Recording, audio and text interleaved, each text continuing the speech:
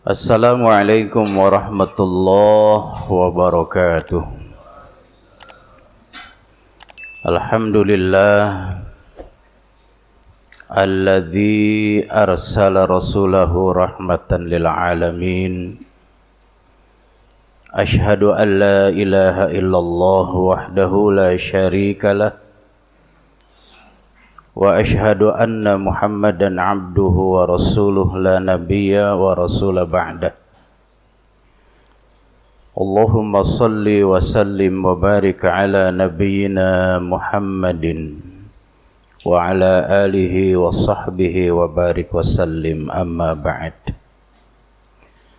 Qala Allah ta'ala fi kitabihil hakim, a'udzu billahi minasy syaithanir rajim.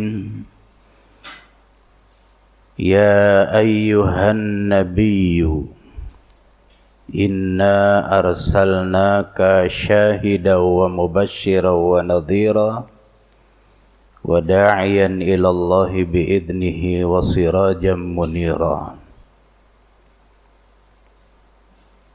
Sadaqallahul azim. Ma'asyiral muslimin wal muslimat rahimakumullah.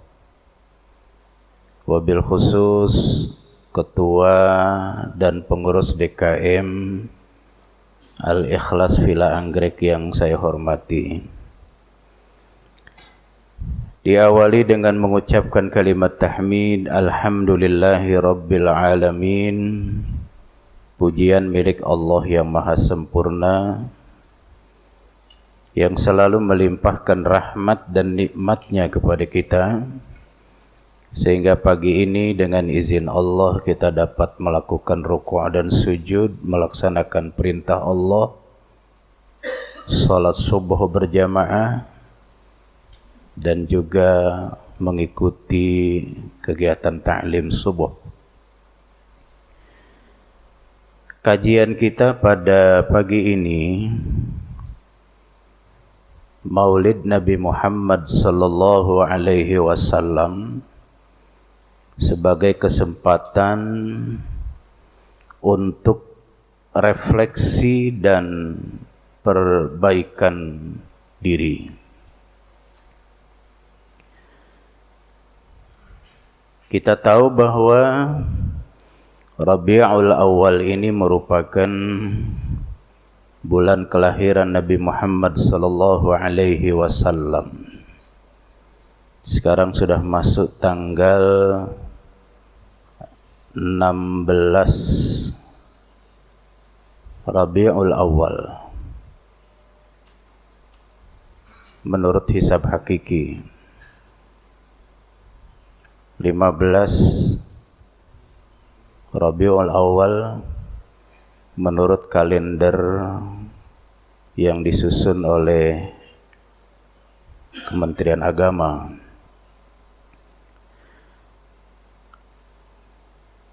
Kalau kita baca diutusnya Rasulullah sallallahu alaihi wasallam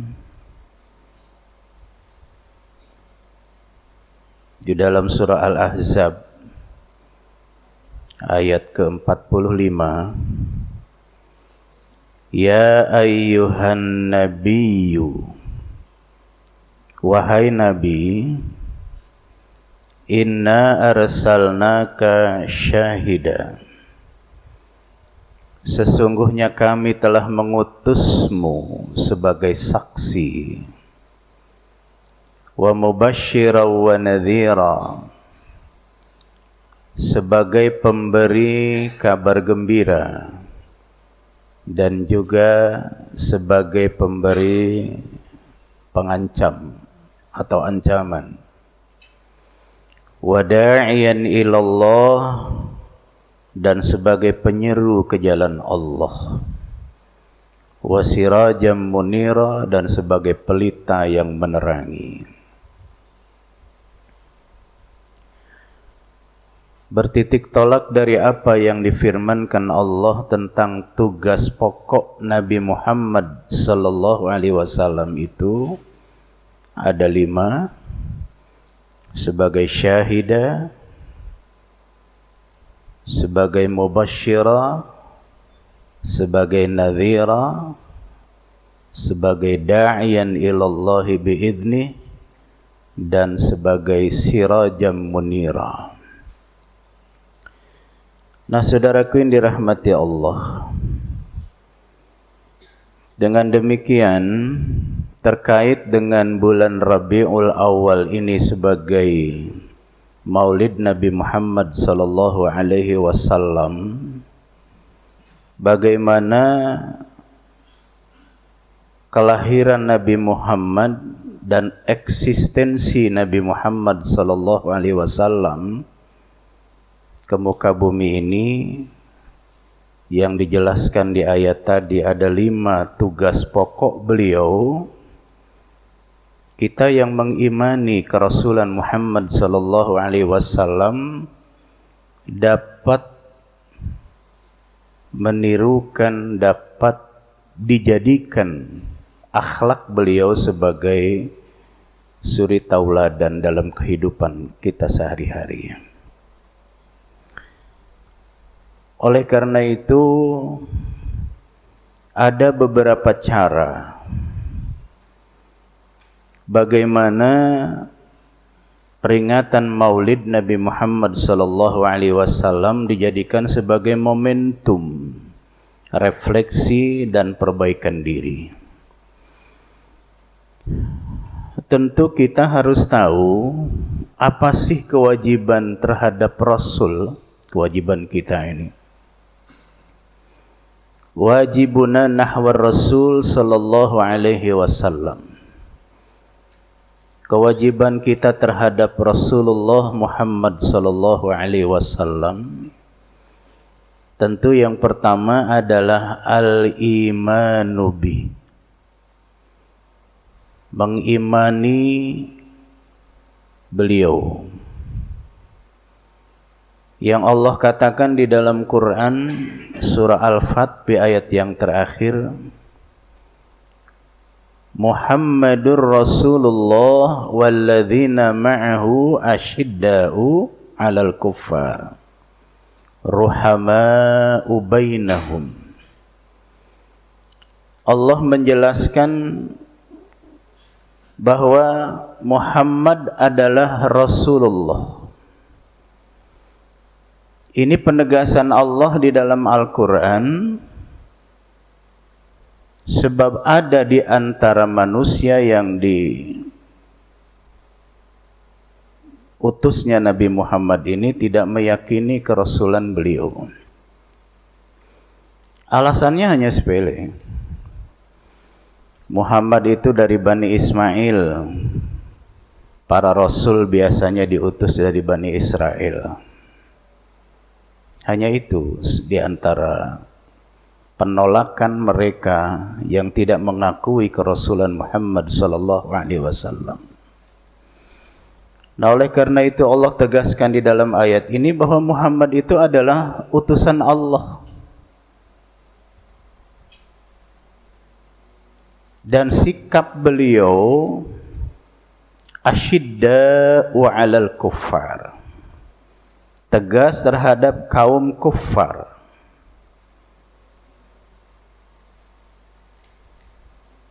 Ruhama'u bainahum, senantiasa saling berkasih sayang terhadap sesama orang-orang beriman. Sehingga dengan demikian Bapak dan Ibu yang dirahmati oleh Allah, bagaimana penegasan Allah di dalam Al-Quranul Karim ini dijadikan sebagai satu keyakinan pada kita, karena apapun yang diungkapkan oleh Allah di dalam Quran ini disampaikan oleh Nabi Muhammad sallallahu alaihi wasallam, dan beliau menyampaikannya bukan mengikuti hawa nafsu beliau, tetapi berdasarkan apa yang diungkapkan di dalam Al-Quranul Karim. Nah, oleh karena itu al-imanu bih, beriman kepada kerasulan Muhammad sallallahu alaihi wasallam ini adalah merupakan satu keimanan yang harus ada pada kita. Di dalam surah As-Saff, surah nomor 61, di ayat yang ke-10 sampai dengan ayat 15. Ayat ini nidanya ditujukan pada orang-orang yang beriman. Ya ayyuhalladzina amanu hal adullukum ala tijaratin tunjikum min azabin alim. Wahai kaum mukmin, maukah kalian aku tunjukkan suatu perniagaan di mana perniagaan itu dapat membebaskanmu dari azab yang pedih. Ini susunan kalimat yang digunakan Allah memang luar biasa. Allah menggunakan kalimatnya tijarah, perniagaan, karena kita tahu bahwa salah satu di antara upaya mengembangkan ekonomi di Mekah itu atau di Arab itu tidak lain dengan tijarah, dengan berniaga.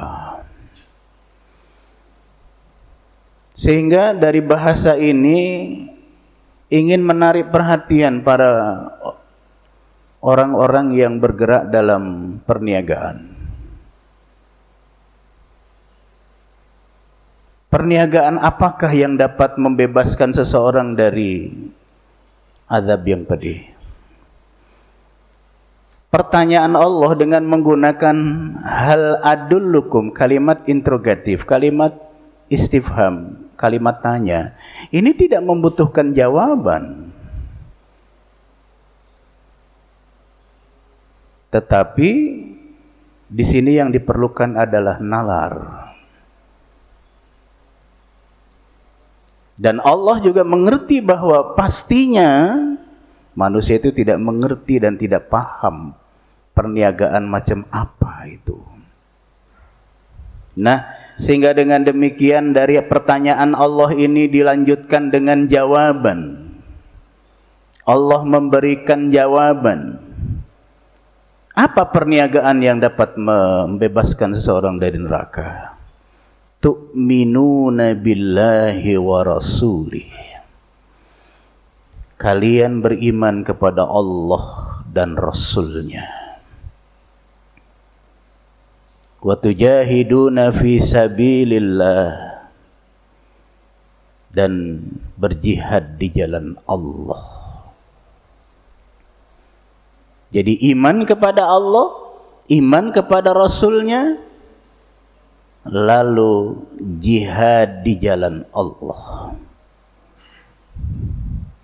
Nah, oleh karena itu Bapak dan Ibu yang dirahmati oleh Allah, bagaimana kita menanamkan keimanan kita kepada Allah dan Rasulnya? Kita yakini Muhammad adalah sebagai utusan dari Allah.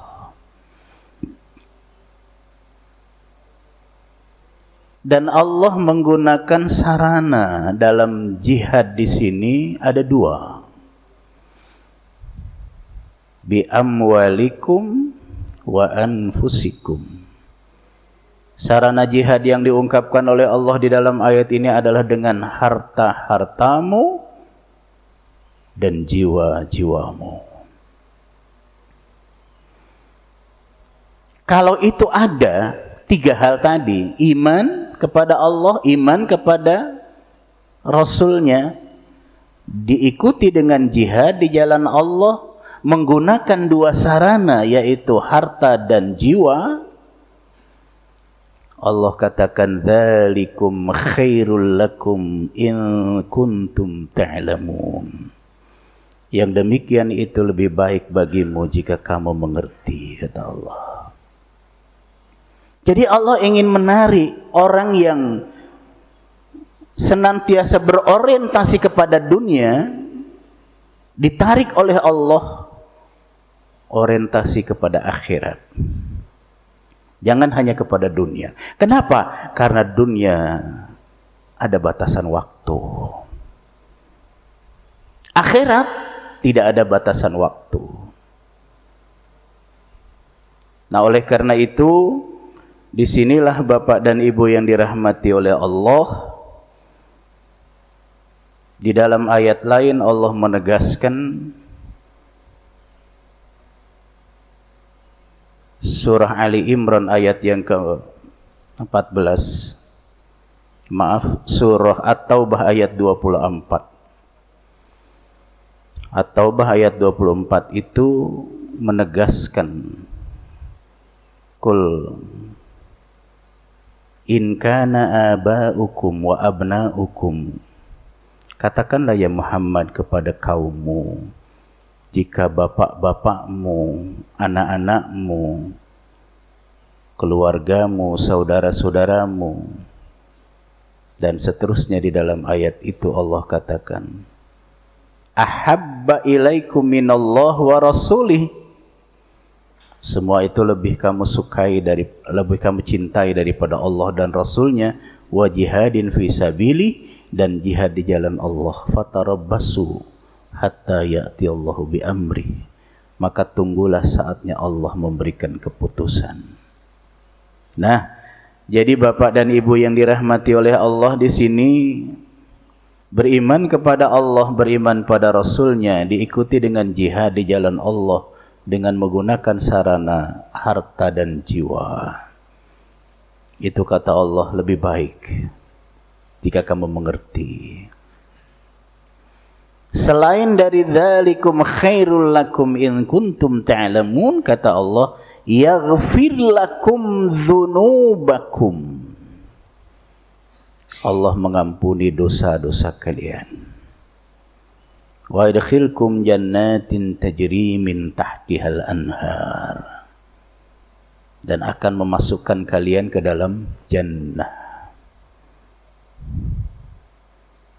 Wa masakinut thayyibah fi jannati 'adn, dzalika huwal fawzul 'adzim, dan tempat tinggal yang baik, yaitu Jannatu Adn. Nah, bagaimana kita mengukuhkan keimanan kita kepada Allah dan keimanan kita kepada Rasulullah sallallahu alaihi wasallam? Maka syarat yang kedua adalah mahabbah. Mahabbatuh, mencintai. Cinta Allah dan mencintai Rasulnya. Di sini Bapak dan Ibu yang dirahmati oleh Allah, bagaimana kita setiap mengadakan peringatan Maulid, kecintaan kita kepada Allah dan kecintaan kita kepada Rasul terus berkembang, tumbuh pada diri kita. Jadi bukan sekedar mengadakan acara seremonial belaka, tetapi di situ bagaimana kita bisa menghadirkan sikap yang ada pada diri Rasulullah sallallahu alaihi wasallam, yang Rasul sendiri kita jadikan sebagai teladan kehidupan kita. Nah, sehingga dengan demikian Allah mengatakan di dalam Quran surah Ali Imran ayat yang ke-31-32, Qul in kuntum tuhibbunallah fattabi'uni yuhibbukumullah. Katakanlah ya Muhammad kepada kaummu, jika kalian mencintai Allah, ikutilah aku. Jadi artinya mencintai Allah melalui mengikuti dan mencintai Rasulullah sallallahu alaihi wasallam. Kalau kita cinta kepada Allah, maka wajib kita mengikuti apa yang dilakukan oleh Nabi Muhammad sallallahu alaihi wasallam. Kalau kita cinta kepada Allah, wajib mencintai Rasulnya, yaitu Muhammad sallallahu alaihi wasallam. Nah, sehingga dengan demikian mengikuti apa yang dilakukan oleh Nabi Muhammad sallallahu alaihi wasallam dalam sikap kehidupan kita sehari-hari ini, karena Nabi Muhammad melakukannya berdasarkan apa yang diajarkan oleh Allah Subhanahu wa taala. Apa yang disampaikan oleh Nabi Muhammad sallallahu alaihi wasallam bukan keinginan pribadi beliau, tetapi apa yang disampaikan oleh beliau, apa yang dilakukan oleh beliau berdasarkan wahyu yang telah diwahyukan Allah kepadanya melalui Jibril. Nah, sehingga dengan demikian disinilah kalau kita mencintai Rasulullah sallallahu alaihi wasallam berarti kita menjalankan apa yang dilakukan oleh Rasulullah. Allah tegaskan di dalam Quran, "Wa ma yantiqu 'anil hawa in huwa illa wahyu yuha." Sampaikan kepada umat manusia ya Muhammad, apa yang aku sampaikan ini tidak lain adalah bukan mengikuti hawa nafsuku, illa wahyu yuha, melainkan wahyu yang telah diwahyukan kepadaku. Ini adalah firman Allah yang disuruh ucap ulang oleh Nabi Muhammad SAW, disampaikan kepada umatnya. Nah, dengan demikian Bapak dan saudara-saudara, kalau kita mencintai Rasulullah SAW, yaghfir lakum dzunubakum, Allah akan ampuni dosa-dosamu. Sehingga dengan demikian di sini Allah tutup dengan wallahu ghafurur rahim, dan Allah Maha Pengampun lagi Maha Penyayang. Jadi artinya Nabi Muhammad diutus oleh Allah di Mekah. Di dalam kehidupan orang-orang Mekah, dalam akidahnya adalah akidah syirik. Budayanya penyamun, dalam mengembangkan ekonominya itu kebanyakan menyamun mereka, memalak, membegal. Budaya lain dalam kehidupannya itu senang berpoya-poya dengan khamar dan wanita-wanita. Dan mereka punya keyakinan bahwa punya anak perempuan itu mendatangkan sial. Sehingga undang-undang saat itu yang telah mentradisi di dalam kehidupan Mekah, siapapun yang punya anak perempuan harus dibunuh. Perempuan tidak berhak hidup di muka bumi. Nah, inilah yang menjadi satu budaya mereka dan keyakinan mereka. Sehingga dengan demikian di sini ayat tadi ditutup dengan wallahu ghafurur rahim. Allah Maha Pengampun lagi Maha Penyayang. Apabila mereka orang-orang yang ada di Mekah mengikuti seruan Nabi Muhammad SAW, akidah yang syirik mereka tinggalkan menuju kepada akidah tauhid, budaya-budaya yang buruk tadi mereka tinggalkan, mengikuti apa yang diajarkan oleh Allah di dalam Quran, maka seluruh dosa-dosa yang mereka lakukan sebelum Islam akan diampuni oleh Allah jika mereka itu masuk mengikuti seruan Muhammad SAW. Ditutup ayat ini dengan kul atiullaha war rasul. Katakanlah ya Muhammad, taatilah oleh kalian Allah dan Rasul. Fa in tawallau fa innallaha la yuhibbul kafirin. Jika kalian berpaling dari ajaran Allah dan Rasul, mereka menolak apa yang disampaikan oleh Rasul, padahal itu adalah firman-firman Allah. Allah tidak suka kepada orang yang berpaling. Allah tidak suka kepada orang-orang yang kafir. Nah, kafir itu adalah isim fa'il. Kalimat dasarnya kafir itu adalah kafaro, artinya menutup. Kafirun, orang yang menutup. Apa yang ditutup? Mereka menutup mata hatinya sehingga hidayah Allah tidak bisa masuk, dolalah yang ada pada hatinya tidak bisa keluar. Nah, kalau orang yang sudah menutup mata hatinya sehingga tidak mau menerima ajaran Allah, tidak mau beriman kepada Rasulnya, tidak mencintai dan tidak mengikuti apa yang dilakukan oleh Nabi Muhammad SAW, berarti dia telah menutup mata hatinya. Nah, kalau ada orang seperti ini, Allah tidak menyukai orang seperti itu. Nah, jadi Bapak dan Ibu yang dirahmati oleh Allah, bagaimana kita bisa menumbuh kembangkan kecintaan kita kepada Allah dan kecintaan kita kepada Rasulullah sallallahu alaihi wasallam.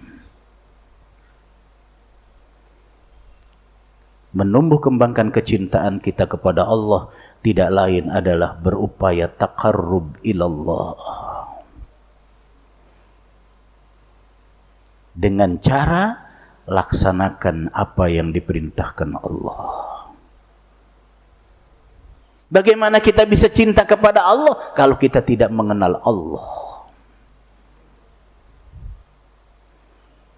Oleh karena itu, Allah memperkenalkan jati dirinya kepada makhluknya yang namanya manusia.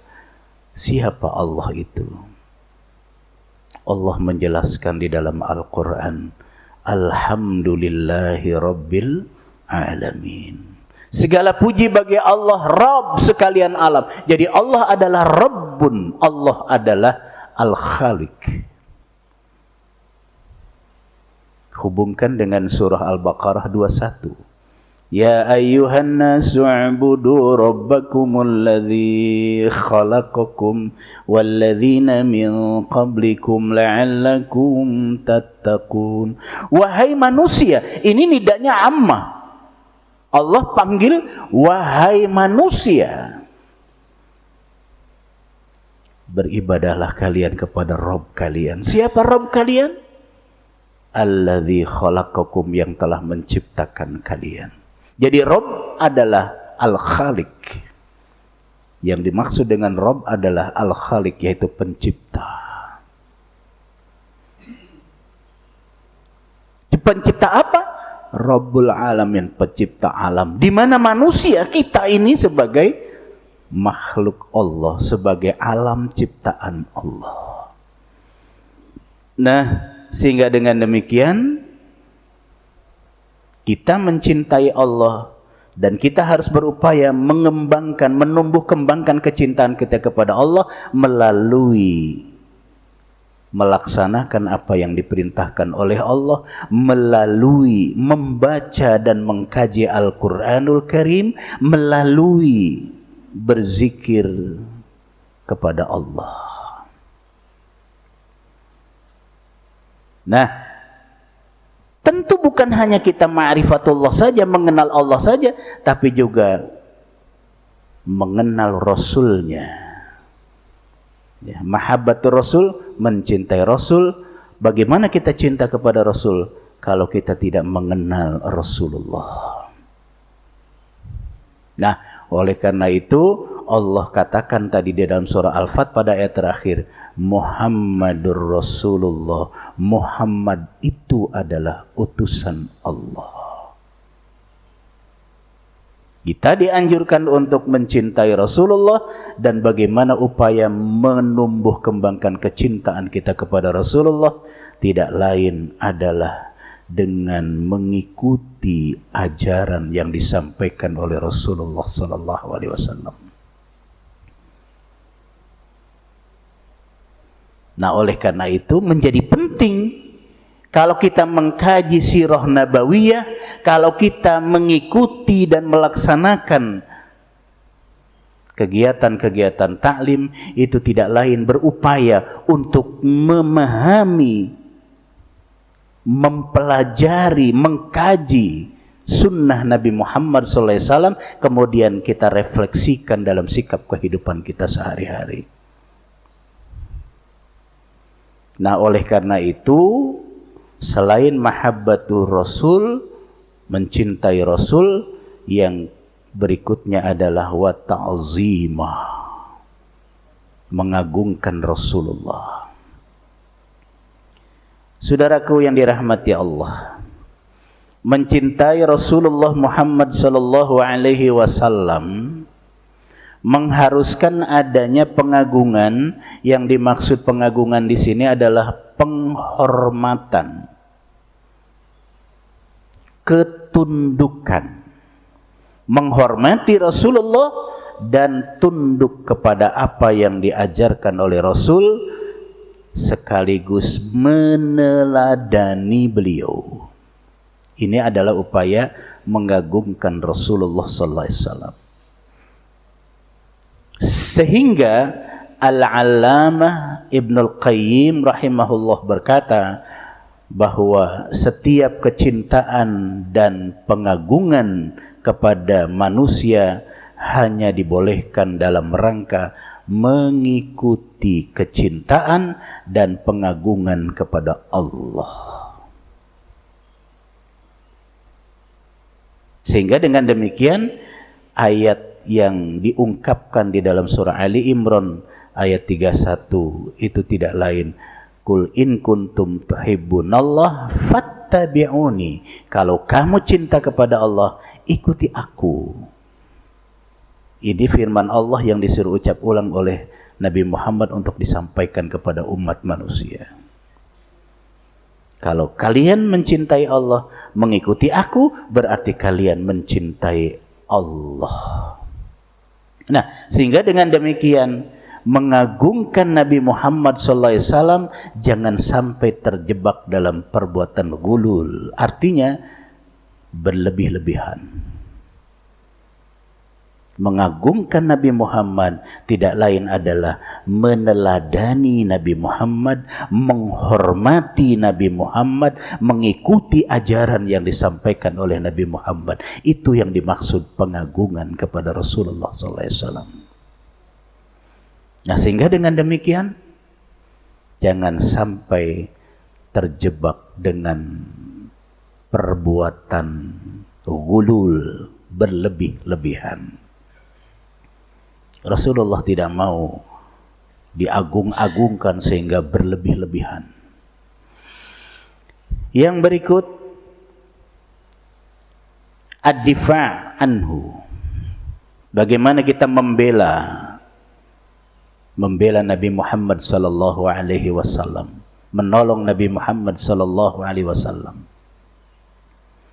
Saudaraku yang dirahmati oleh Allah, orang yang telah meyakini dan mengikuti dan mengimani Muhammad sebagai Rasulullah, maka dia melakukan pembelaan pada Rasulullah. Bagaimana yang namanya Abu Bakar As-Siddiq, Umar, Uthman, Ali, Bilal bin Rabah, Zaid bin Harithah, dan seluruh para sahabat-sahabat lain. Bagaimana pengorbanan istri beliau Siti Khadijah, bagaimana pembelaan Siti Khadijah kepada suaminya sebagai Rasulullah. Subhanallah walhamdulillah. Sebagai contoh yang lainlah. Di sini pembelaan Zaid bin Harithah di waktu Nabi Muhammad sallallahu alaihi wasallam menyampaikan dakwah di Mekah itu tantangan, halangan, rintangan yang luar biasa, yang akhirnya Nabi Muhammad sallallahu alaihi wasallam mengembangkan dakwah ke Taif. Beliau hanya ditemani oleh Zaid bin Harithah. Ternyata rencana kedatangan Nabi Muhammad untuk dakwah ke Taif ini bocor, artinya dapat didengar, diketahui oleh orang-orang Arab kafir Quraisy. Diutuslah orang-orang untuk bisa menemui tokoh yang ada di Taif ini. Di antaranya adalah Habib. Ada 3 orang yang ditemui Rasulullah untuk mengajak mereka beriman dan mengakui kerasulan Muhammad. Tapi rupanya mereka menolak dengan tolakan yang sangat keras. Yang akhirnya mereka itu memberikan upah kepada orang-orang penduduk Taif. Nanti Muhammad di saat menyampaikan pidatonya, kamu lempari batu. Nah, akhirnya beliau belum sampai menyampaikan ajaran yang akan disampaikan oleh beliau ini, dilempari batu. Zaid bin Harithah menunjukkan kecintaannya dan memberikan pembelaannya kepada Muhammad, karena batu itu datang dari berbagai arah. Dia berupaya untuk menahan jangan sampai batu itu mengenai diri Nabi Muhammad SAW. Dia menganggap biar aku yang celaka, asal jangan Muhammad. Benar-benar pembelaan Zaid bin Harithah itu luar biasa. Tapi karena batu itu datang dari berbagai arah, sehingga Zaid bin Harithah tidak bisa menghalang-halangi batu yang begitu banyak dilemparkan pada Rasulullah. Ternyata batu itu pun mengenai tulang kering kaki Rasulullah SAW dan luka. Inilah satu contoh dari pembelaan yang dilakukan oleh Zaid bin Harithah dan juga sahabat-sahabat yang lain. Nah, oleh karena itu, disinilah bagaimana kita membela Nabi Muhammad SAW dalam arti kita melaksanakan pertolongan, mengikuti apa yang dikatakan oleh Allah di dalam Al-Quranul Karim. Di dalam Al-Quran Allah katakan, wahai manusia, jika kalian menolong tegaknya dinullah, maka Allah akan menolong kalian dan akan memantapkan pendirian kalian. Ya ayyuhalladzina amanu, wahai orang-orang yang beriman, in tansurullah yansurkum wa yuthabbit aqdamakum. Surah Muhammad ayat yang ke-7. Ya ayyuhalladzina amanu, ayat ini diikuti, diarahkan kepada orang-orang yang beriman. Wahai orang-orang yang beriman, in tansurullah yansurkum, jika kalian menolong Allah, niscaya Allah akan menolong kalian. Apa yang dimaksud menolong Allah? Apakah Allah perlu pertolongan hambanya? Bukan menolong Allah, yang dimaksud adalah kita menolong semata-mata. Allah tidak butuh pertolongan Allah. Tapi yang dimaksud dengan intan surullah yansurkum, tidak lain adalah menolong tegaknya dinullah, membela tegaknya dinullah. Itu yang dimaksud dengan menolong Allah. Bagaimana caranya? Ada 3 hal yang minimal dapat kita lakukan di dalam intan surullah yansurkum. In di situ adalah merupakan harfus syartiyah, yansurkum itu menjadi jawab syarat. Jika kalian menolong tegaknya dinullah, Allah akan menolong kalian. Jika kalian membela ajaran Allah, Allah akan membela kalian. Yang pertama, menjalankan apa yang diperintahkan Allah dan meninggalkan yang dilarang oleh Allah. Ini bentuk pertolongan, bentuk pembelaan kepada dinullah. Apa yang diperintahkan Allah jalankan dengan penuh ketaatan, apa yang dilarang oleh Allah tinggalkan sejauh-jauhnya. Yang kedua, menghidup suburkan ajaran Islam melalui diri kita, keluarga kita, dan masyarakat lingkungan tempat tinggal kita. Jadi sebagai seorang muslim bukan sekedar mengaku beragama Islam saja, tapi bagaimana kita menumbuh kembangkan kecintaan kita terhadap Islam dan mengamalkan Islam. Bagaimana juga ahli keluarga kita. Mereka cinta kepada Islam, cinta kepada Allah, cinta kepada Rasulnya, cinta kepada kitab Allah, dan cinta menjalankan apa yang diperintahkan Allah, yang dicontohkan Rasulnya. Ini harus kita tumbuh kembangkan. Bukan hanya mengembangkan Islam pada diri sendiri dan keluarga saja, tapi pada lingkungan tempat tinggal kita. Bagaimana dakwah di lingkungan tempat tinggal kita? Ini harus dikembangkan. Sehingga dengan demikian adanya majelis ta'lim yang disentralkan di masjid ini dilakukan dan diprogramkan oleh pengurus masjid. Ini adalah kesempatan kita untuk berkontribusi dalam menolong Islam dan membela Islam, menolong Allah dan menolong tegaknya dinullah, menolong Nabi kita Muhammad SAW dan membela Nabi Muhammad SAW. Nah, yang ketiga adalah menolong Islam dan orang-orang Islam. Kalau ada orang Islam yang ternyata mereka ini disakiti, dizolimi, kita tidak boleh tinggal diam. Bantu sesuai dengan kemampuan yang ada pada kita. Bukan hanya menolong Islam, juga menolong orang-orang Islam. Islam kita tolong karena Islam terus senantiasa dibuli, dihujat, didiskreditkan.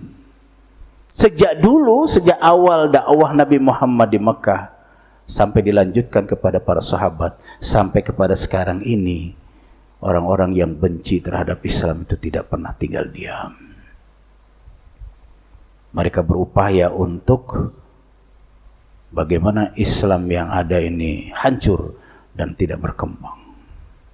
Nah, kalau ini terjadi, maka hendaklah kita tolong Islam. Dengan cara apa?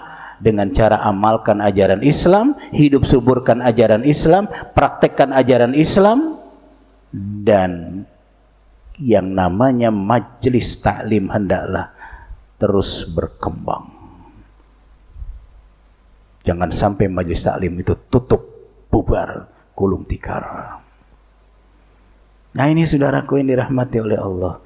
Jadi semua yang kita kaji ini dalam rangka bagaimana kita mengadakan peringatan Maulid yang tidak lain untuk direfleksikan dalam kehidupan kita, dan kita memperbaiki diri keislaman kita dengan kita mengkaji ajaran yang disampaikan oleh Nabi Muhammad SAW. Oleh karena itu kewajiban kita terhadap Nabi Muhammad adalah mengimani beliau, mencintai beliau, mengagungkan atau menghormati beliau, dan juga memberikan pembelaan beliau. Sehingga dengan demikian,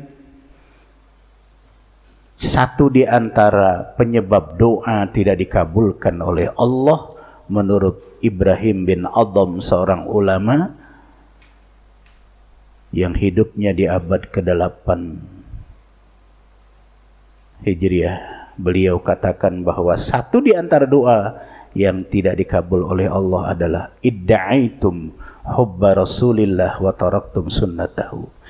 Kamu mendakwahkan, kamu mengajak untuk mencintai Rasulullah, tetapi sunnah-sunnah Rasulnya kamu campakkan, kamu tinggalkan.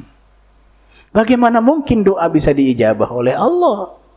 Kamu hanya mengajak untuk mencintai Rasul, tetapi sunnah Rasulnya kamu tinggalkan, kamu tidak laksanakan.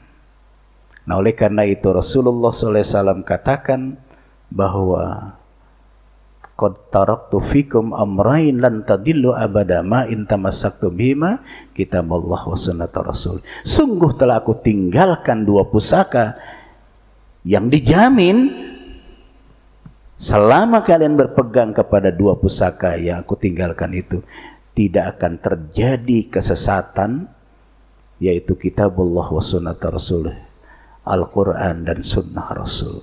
Cinta kepada Rasul, amalkan apa yang diajarkan Rasulullah, sunnah-sunnah Rasulullah, hendaklah kita hidupkan. Wa in tamassaktum bihima kitabullah sunnat Rasul, ini adalah merupakan satu penegasan dari Nabi Shallallahu Alaihi Wasallam.